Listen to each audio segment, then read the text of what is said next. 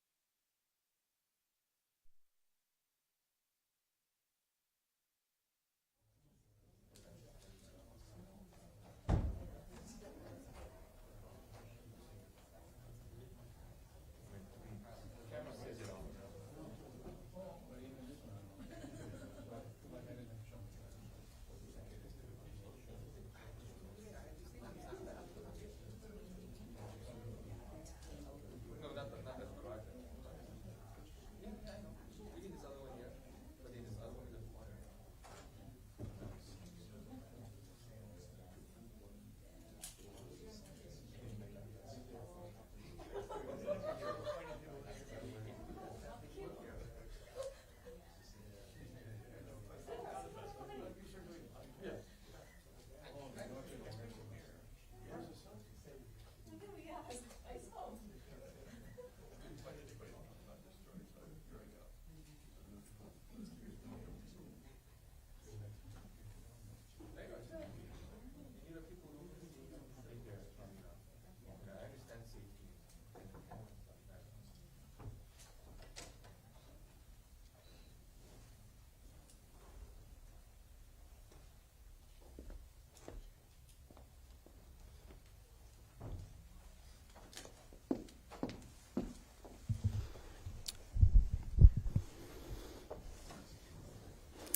Ano ai ke aloha ya kākou. Thank you for joining us today for a very important bifurcated bill signing and news conference.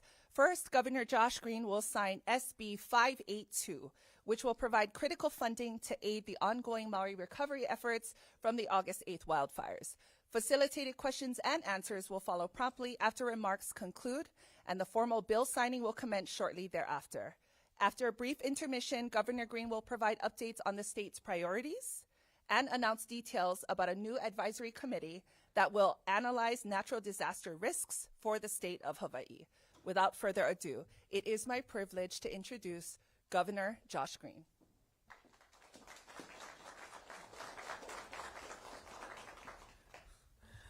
Aloha, everyone. Good to see you. Good to see you, brother. So we're going to have a lot of good news today and many mahalos. First, before I even dive into a brief presentation to give some of the highlights of Senate Bill 582, I want to thank the House and Senate, specifically the chairs, the money chairs. Thank you, guys. Thank you, Kyle. Thank you, Donovan. Thank you, Maui delegation. Also, this is in large part due to your extremely hard work, and Speaker and Senate President. Been phenomenal. Okay, so let me start right there and say it was a collaborative process. About 9 months ago, we had a terrible tragedy, and the losses were beyond catastrophic. They were, in terms of human lives lost, extraordinarily impossible to imagine. And then, of course, there was so much damage to Maui, and it affected all the people in Lahaina and all the people in Maui, and in many ways, all the people of the state. So the Senate and the House had to step up, and they did. And so that's what we're going to talk about today. We're going to talk about Senate Bill 582 for Maui recovery. This is for fiscal year 24, goes through June 30th.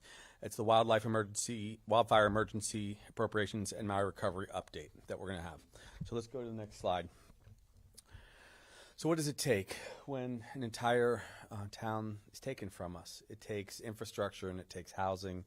It takes thousands and thousands of person hours of work, and that was in the form of course, FEMA, American Red Cross, our first responders, those who build roads, those who work on water systems, all of these things, and all the social services that go around those too, mental health care, behavioral health care, all of this is built in, and then there is the work that HIEMA and FEMA do. So everyone's doing their best, and it's never perfect.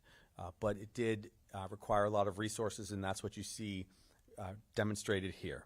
So first off, there's $385.4 million in emergency appropriations for the wildfire relief. Of that, we'll break that out. It's $292 million for the non-FEMA eligible families and the work that has gone around caring for them. And I will tell you this, most other states did not provide as much support for their people, not because they don't care, just because they didn't step in like an Ohana quite the same way. And we have a very diverse community, especially in the neighbor islands, where there are people from all walks of life. Some people who have lived for 5 generations, others who've just been here for 10 years, but they still lived in Lahaina. They still lost and suffered so much, and we wanted to care for them. That's what that $292 million goes toward. I'm going to break it out further as we go forward. There were also some FEMA-eligible families that needed additional support because a lot of people lost everything. They lost their car. They lost their home. They, of course, lost their ability to communicate. They lost, in some cases, a loved one. So a lot of what this is about is for them. And when I say lost a loved one, the legislature was very kind, and they appropriated $65 million, like we asked, to help us move people to a place if they would like to settle and move forward with their lives. That would be if someone lost a loved one, $1.5 million, the One Ohana Fund. To date, we have now, I believe, 55 people that have decided to either to apply for this money if they either lost a loved one or they themselves were severely injured. We will have an update right before July 1st for the legislature of the total number of people that qualify. Whatever resources that aren't necessary from that $65 million, perhaps it'll be only 2/3 of that resource that's necessary. The other monies will go back to the general fund per our agreement and per what's right. I would say this, a lot of people are catching on that this is a way to begin to move forward, but whatever people choose to do with the One Ohana settlement, they should do. I'm speaking personally to nephews and nieces and husbands who lost loved ones, and they're healing, but the loss was great, and so we're going to try to help them. So that's what we're doing there. Next slide, please. Just a quick bit of Maui recovery, because this is what the resources are going to specifically. At the outset, within hours after the fire, we had to move everyone into shelter, and that shelter was, of course, everyone together, the congregate shelter. But within 13 days, we moved all of the individuals that needed housing, if they couldn't find a place with their loved ones at a home, a nephew, a niece's house, or whatever, moved them into hotels, and then trying hard and harder every day to get them into better settings, longer-term settings, eventually into their own homes. So 13,000 people were displaced at first. 8,000 ended up in hotel rooms. As of this moment, 78% of those individuals have been able to get back into some semblance of more normal life, into a condo, into a rental that we have, and so on. So that number is now down to 1,743 people, down from 7,796. And we hope over the course of the next 30 to 60 days, everyone is in a long-term accommodation so that we don't have any hotel costs, which are admittedly expensive. It was the only option we basically had. It was challenging, okay?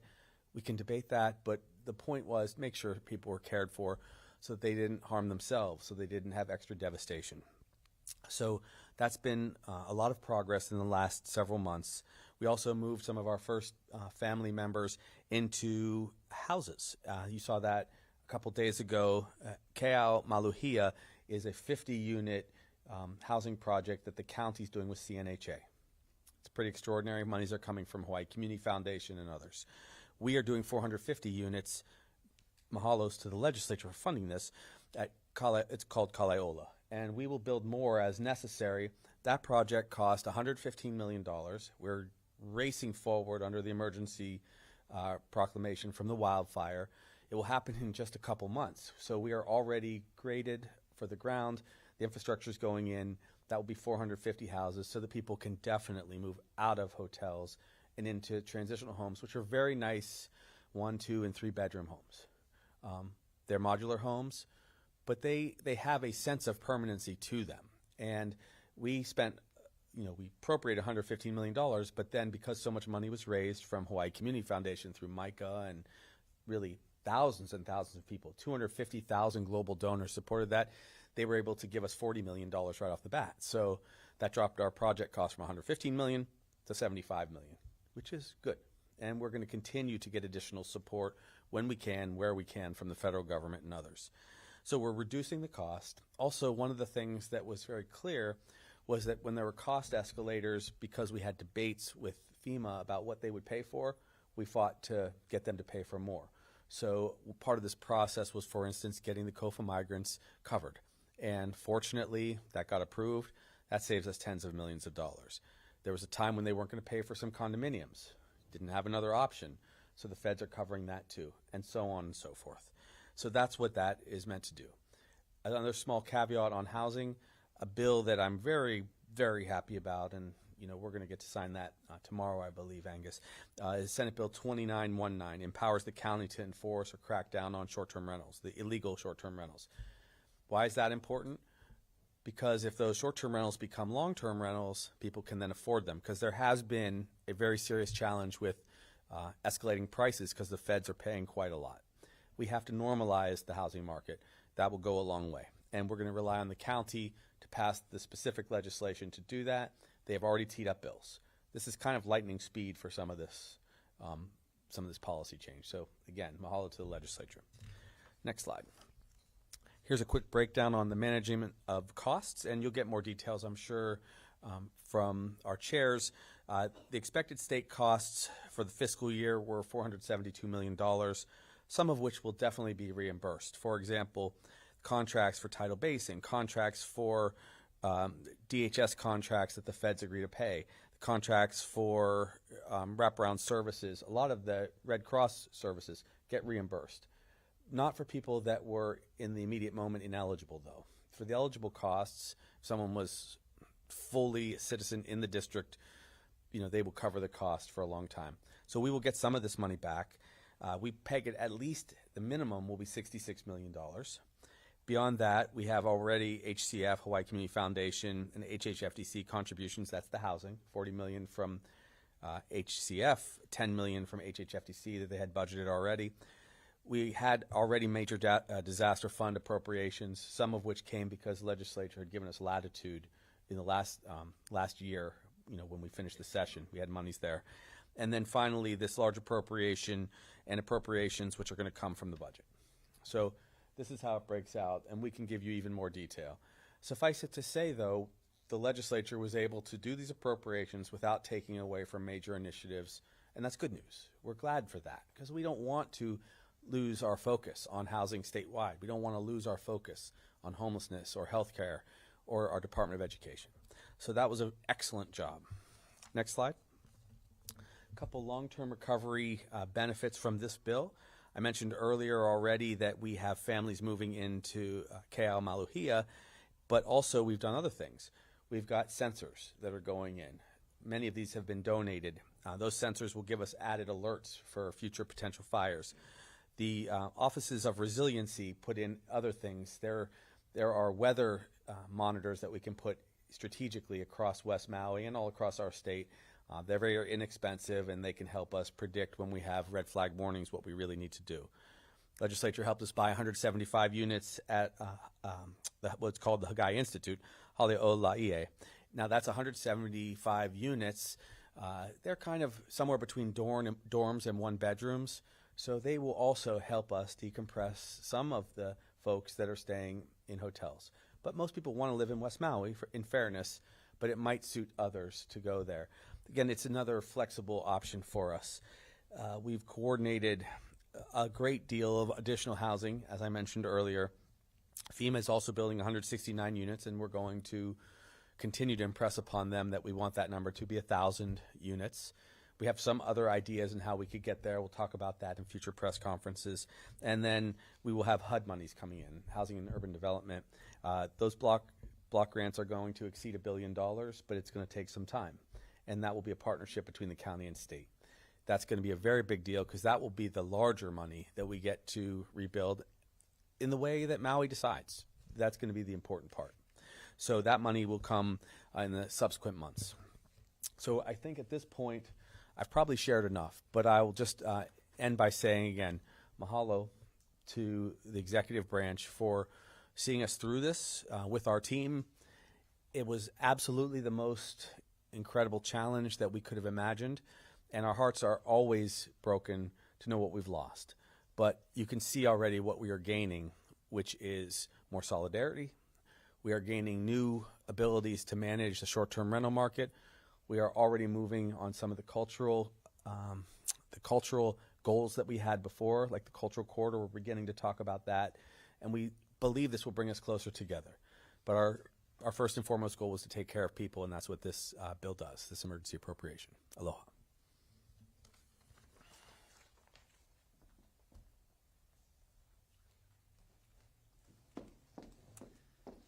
Mahalo, Governor Green. Now, please welcome Senator Donovan De La Cruz.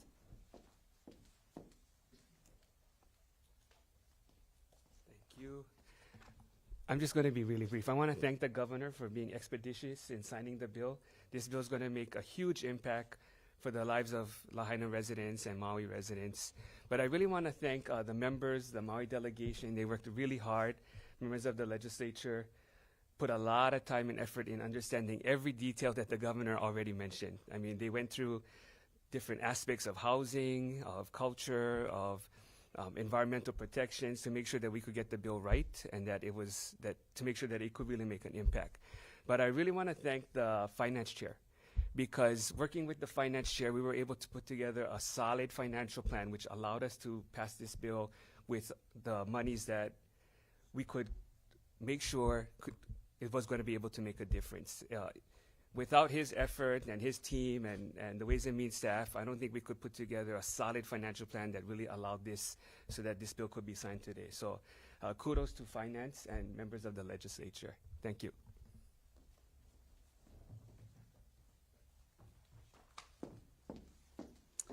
Mahalo, Senator De La Cruz. Speaking of finance, next, please welcome Representative Kyle Yamashita.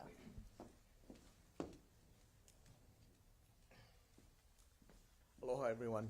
I think the governor said most of what I wanted to bring up, and I also want to thank WAM Chair and the Maui delegation for their input throughout this whole process. This has been as somebody from Maui, this has been very devastating to all of us, but at the same time, it was heartwarming to see that the legislature, the leadership, and everybody not from Maui was willing to allow this to be a priority. And I want to thank the legislature and the governor, of course, and everybody that kind of put everything together. So on behalf of myself, my colleagues from Maui, thank you so much, and we'll be open for questions later. Thank you.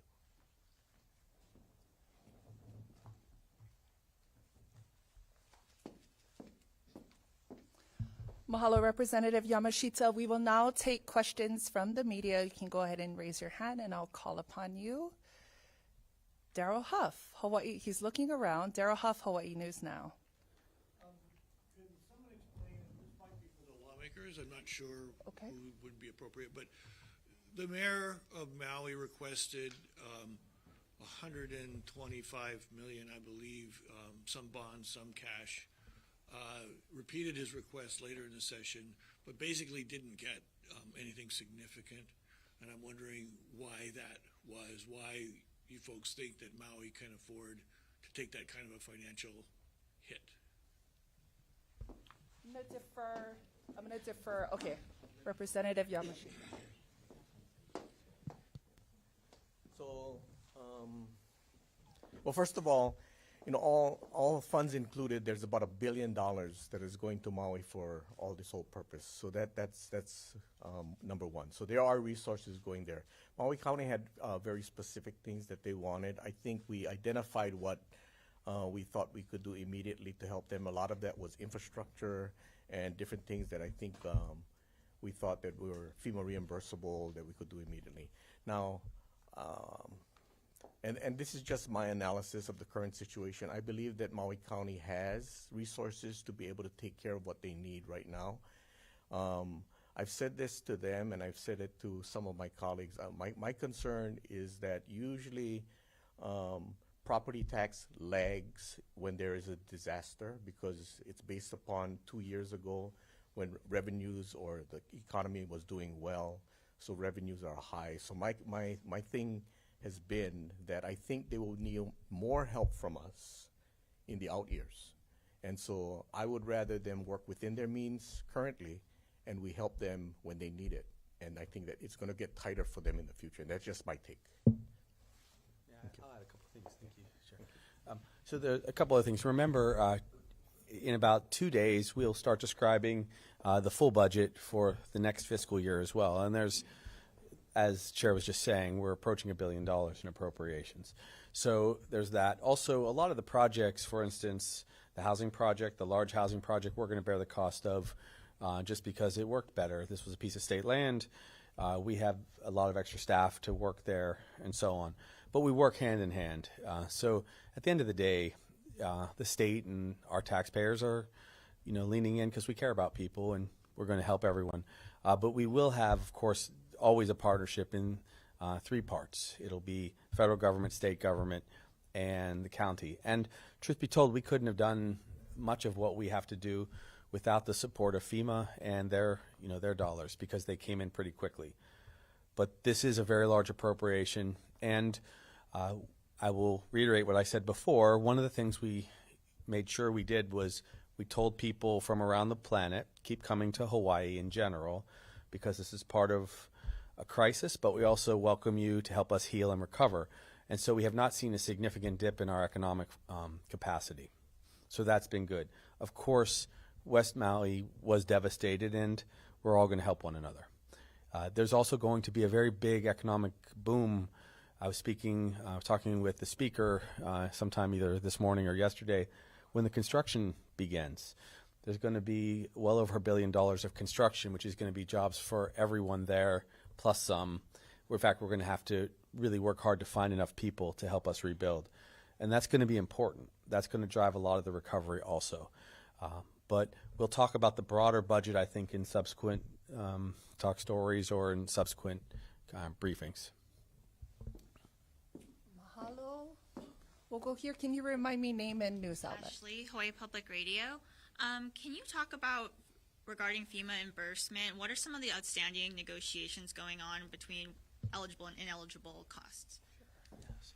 So that's a great question. So the question was what's reimbursable and what's not from FEMA.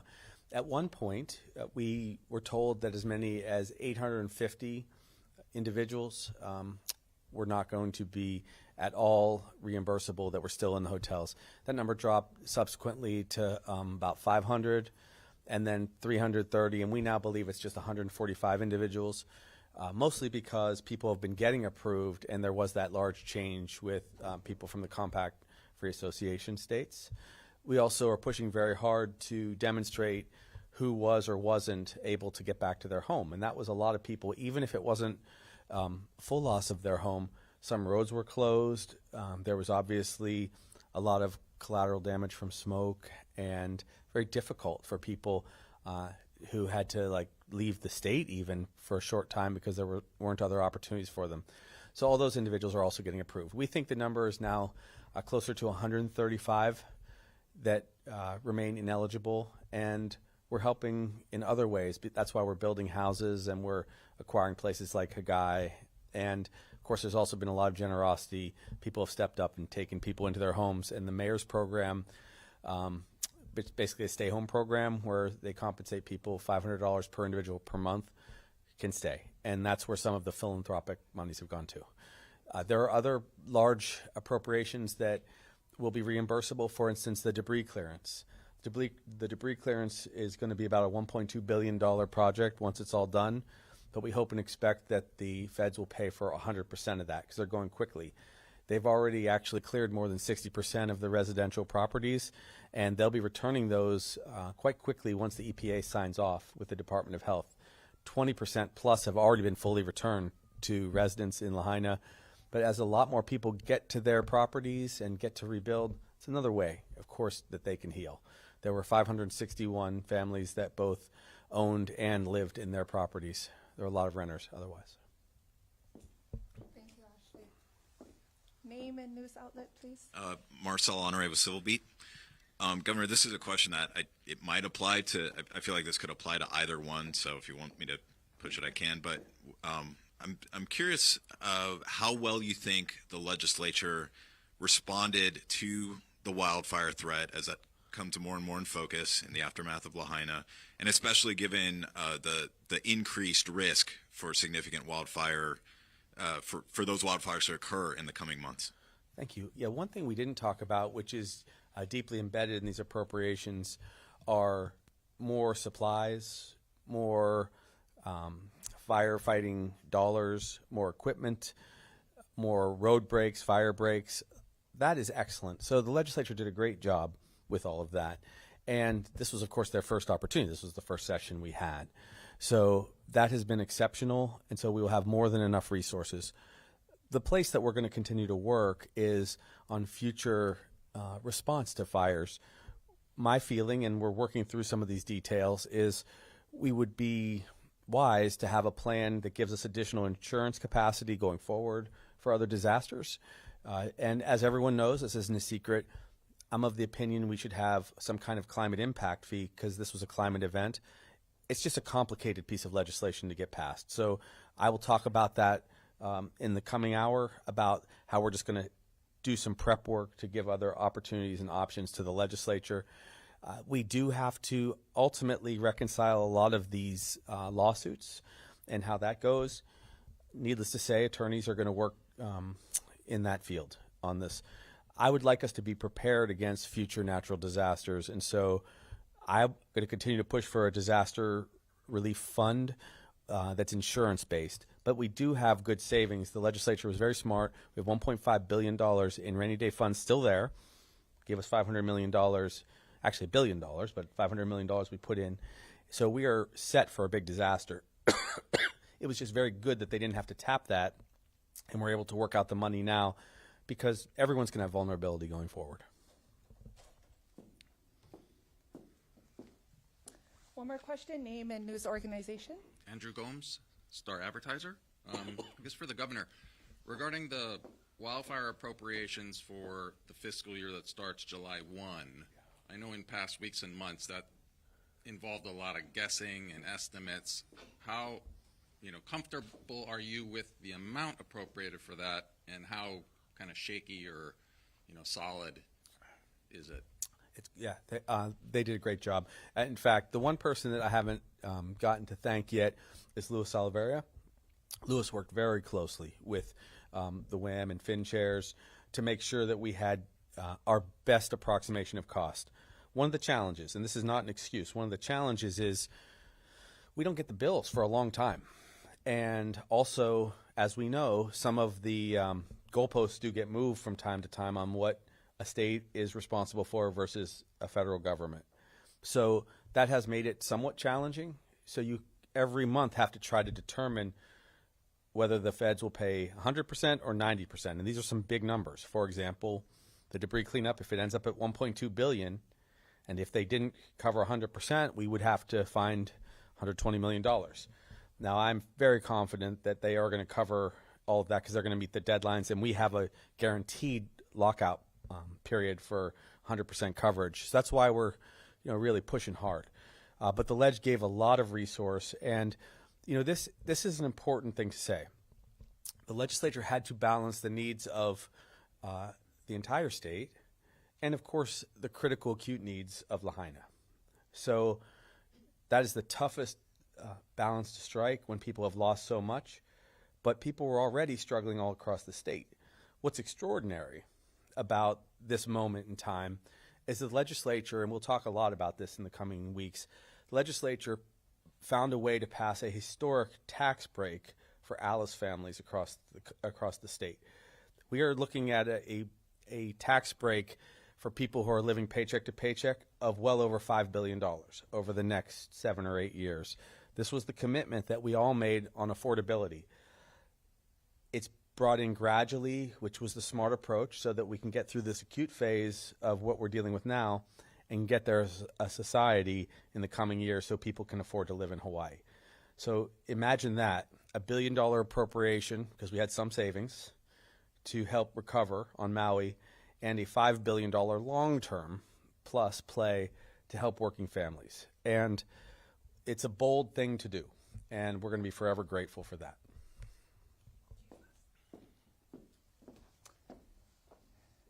So mahalo. At this time, I'd like to ask the governor to remain, and our speakers and key stakeholders, if you would like to join us on stage, I guess I can call this. We're going to gather for the bill signing.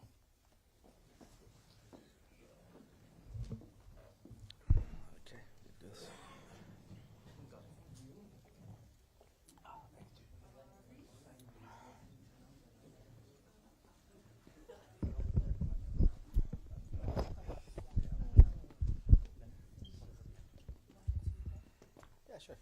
Okay, yeah, sure. Okay, so somewhat obvious, but I'll just read part here.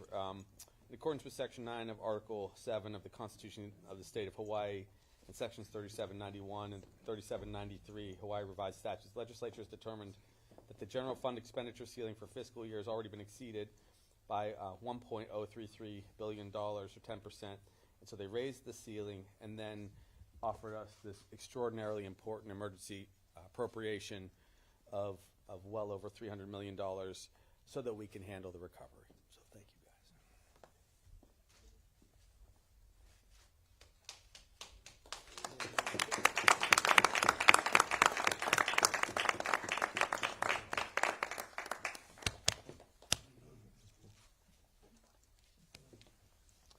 Okay, you guys can go ahead and look this way, please.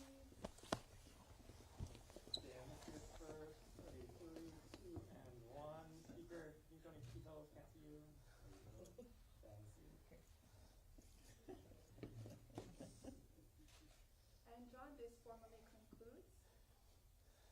Go ahead and keep looking this way, Minoaka. Alrighty.